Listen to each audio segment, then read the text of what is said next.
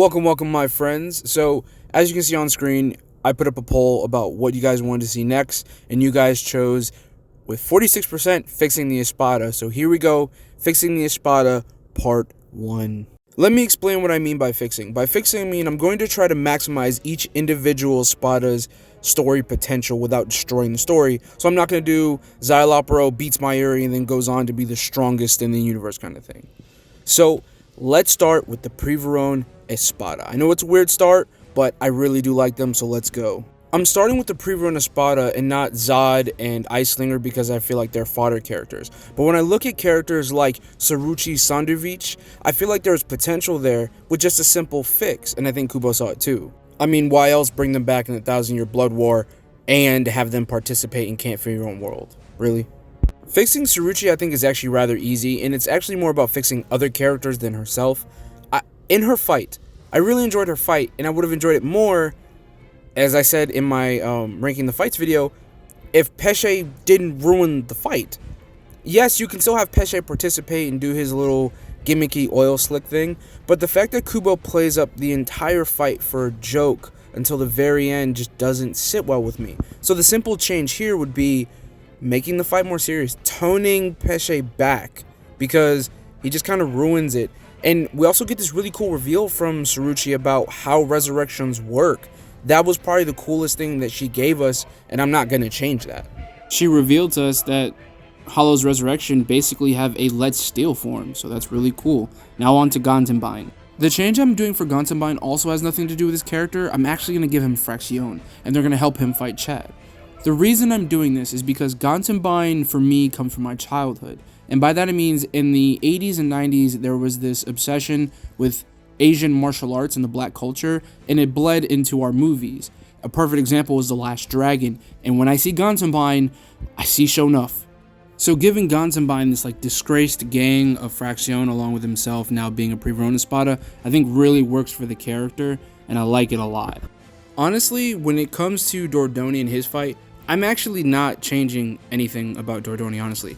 And the reason is simple. I'm going to give you a bit of a peek behind the curtain. He wants to go back to the top. It reminds me a lot of Hinata from Haikyuu, the view from the summit.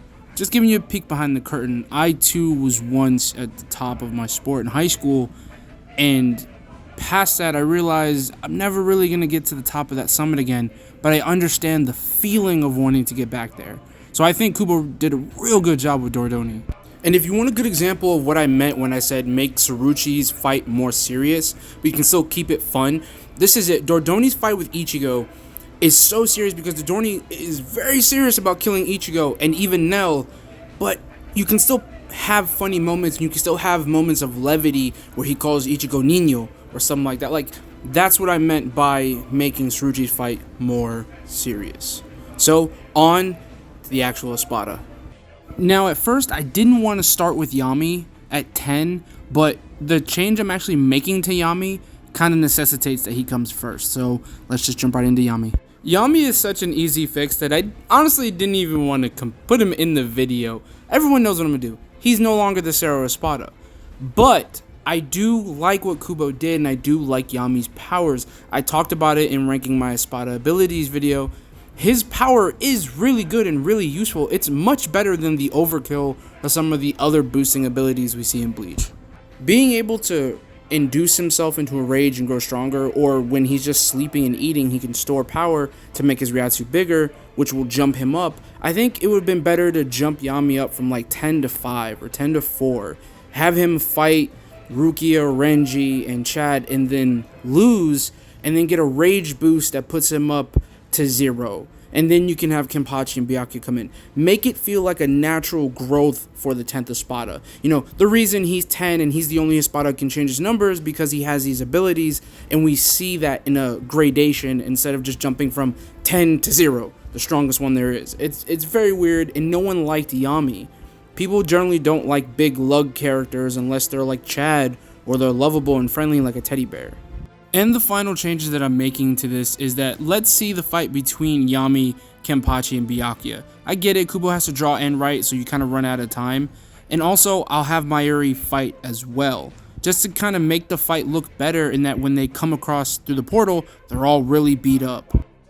I'm not fixing too much on Aaroniero because there really isn't much to fix. I think this was one of the better stories for the Espada between him, Metastasia, Aizen, Rukia, Cayenne. You get what I'm saying? It became the climax of Rukia's arc. It tied a lot of loose bits together. We see Aizen experimenting with hollows that can affect Zanpakuto. We see this later with Wonder Weiss and Yamamoto. This is a good jumping point for future stuff and a good endpoint for Rukia's past. The problem with Aaroniero is that they boast of having over 33,000 possible powers with how many hollows they've eaten, but we only ever see him use Cayenne's abilities. I would just kind of have him show off maybe like a fire ability from a hollow and maybe an ice ability to counter Rukia's. Just something to show that mentioning that was actually worth something. Moving on to Szaeyalaporro Grons, this part was kind of difficult because I'm not a fan of the character. I really don't like him that much, so I had to really discuss this with my Discord, and they kind of threw around some ideas, and this is finally what I came up with. So the initial part of this takes place very similar to how it did in the anime and manga. Renji shows up to fight Zael with Donda Chaka. He gets his butt kicked. Uryu shows up with Pesce and starts to help him. They kind of get their butts kicked, but they do make a play for victory. They'll use that sick combo that they pulled off, the wrapping with Zabimaru and using Shakaho and the Sprenga combination to defeat him. Once the body's defeated, he'll go into res instead of eating one of his Fraction to regain his health. So here I'll stick with what Kubo did and have Renji use his Bankai trick after he uses the cloning ability on Renji and Uryu so they can break out of the dampening room. And here I'll have Uryu and Renji be more than a match for him and defeat him, along with Donde Chaka and Pesce's Synchronado Cero ability. But once they're defeated, something interesting happens. After all parties are exhausted and they can't fight anymore, all of a sudden, Zael clones start showing up on the battlefield, kind of like a Cooler moment in the second Cooler film. Since I can cheat and use knowledge that comes after the Arrancar arc, I'm going to be bringing in the concept of Sea and Grons here. These clones are mixed versions of Eelfort and Zael, and this is Zael's attempt at creating Cian again, but with a actual mental stability. Unfortunately, some of these clones still aren't complete, and he's orchestrating them off screen. Unbeknownst to everyone, Mayuri has already shown up to the battlefield and he's hiding with his camouflage. He sends Nemu down to Zao's lab to destroy it so that he loses control of the clones. And he loses control of the clones right before they are about to kill them with the voodoo destruction doll ability that he has. The clones go inert, and then Zael decides to show up on the battlefield with Nemu as a prisoner and use her body to recreate himself a new body. He then intends to put all the Cian clones into this one body, finally giving it the power and stability that it needs, and hopes to recreate his perfect form. On the cusp of perfection, the superhuman drug kicks in, and we basically have a repeat of the end of the Zael and Mayuri fight where he gives a perfection speech. The reason I chose this as a fix is because I wanted to take Zael away from being the butt of Kubo and Mayuri's joke. Like, I really don't like the dummy organs switcheroo because it doesn't really make sense. Like, no matter how much Kubo tried to explain it, it doesn't actually work with the way Zael's ability works. I'm sorry. At least this way, Renji and Uryu get a legitimate win. Zael looks cooler for being this puppeteer and having all these experiments and this cool backstory that the novels get to talk about later. Everyone wins, Mayuri, Uryu, Renji, and most of all, Zael, because now he looks far more powerful than his number 9 spot, which, for all intents and purposes, he was. Now we're on to an Espada I actually like, Zommari, number 7, Ruru. Now, Zommari was really weird for me because when I saw the character and I saw his design, I'm like, man, I really like this guy. And then when he went into the stance he took for his resurrection, and it's called Brujeria, I was like, oh, this is going to be so sick. And then we get Floating Pumpkin Guy. But otherwise, I really like the character. And honestly, there isn't much to change here. I very much buy into the inverted captain's theory that the Espada that they fight are just inverse versions of themselves. So he matches Byakuya very well with the whole arrogant thing. What I'm going to do for him here, though, is I'm going to give Zommari a backstory. And the reason I'm doing this is because I didn't like Zommari's death. Him screaming, "Banzai, Banzai, I love Lord Aizen," it was kind of weird and kind of came out of nowhere. Like, why is he so loyal? So I'm going to give them a reason to be. The reason Zommari is so loyal, and this is my fix, is that he walked around Hueco Mundo trying to preach love and connectivity to these hollow creatures. But clearly the hierarchy of hollows is what it is. The Adhuchas reign over the Gillian, the Vastalorde over them, and hollows eat each other. It's the only way they can survive, and it's the only way they can grow stronger. So this really wouldn't take. But when he sees someone like Eisen and someone like Tyr Hollybell who seek to create a society for hollows, he looks at Eisen as a savior. This would explain his fever he has for Eisen. It also gives us a bit more perspective on the rant he made against Byakuya, like, oh, you're killing me because you're a Soul Reaper and I'm a Hollow. Who gave you the right to hunt us Hollows? It gives a bit more perspective to that, I believe. Now, my second fix is actually design. Now, when we look at his resurrection, I kind of don't like it, and I kind of wish Kubo inverted it. So, the Hogyoku special form we get in Bleach Brave Souls, I would actually have that be his regular resurrection form and tone it down just a bit, and take the flower petals and make it more of like leg pauldrons. That way, he still looks like a warrior and he can still use his speed. That's another thing I didn't like. When he goes into his resurrection form, he basically loses his speed advantage that he had over Byakuya. I was going to talk about inspiration and mythology here because it's one of my favorite topics to talk about, and Zommari has quite a bit of it, but I'm going to save that for another video. So we're moving on to number 6. Here we have the number 6 Espada himself, Grimmjow, Jaggerjax. Now, Grimmjow I'm really going to be leaving alone. I'm not changing anything about Grimmjow. His story was perfect. I love the three parts of it. Kubo did a real good job of Grimmjow. Maybe the only thing I would say is add a hint that Grimmjow can detain Segunda Etapa. Maybe Ichigo's like, wait, his spiritual pressure is spiking, have some steam or smoke coming off of him like he's getting angry, and then have Nnoitra attack him. Speaking of the number 5 Espada himself, we have Nnoitra, Gilga. Now, this is going to be the last one for this video. Part 2 will have 4 and down.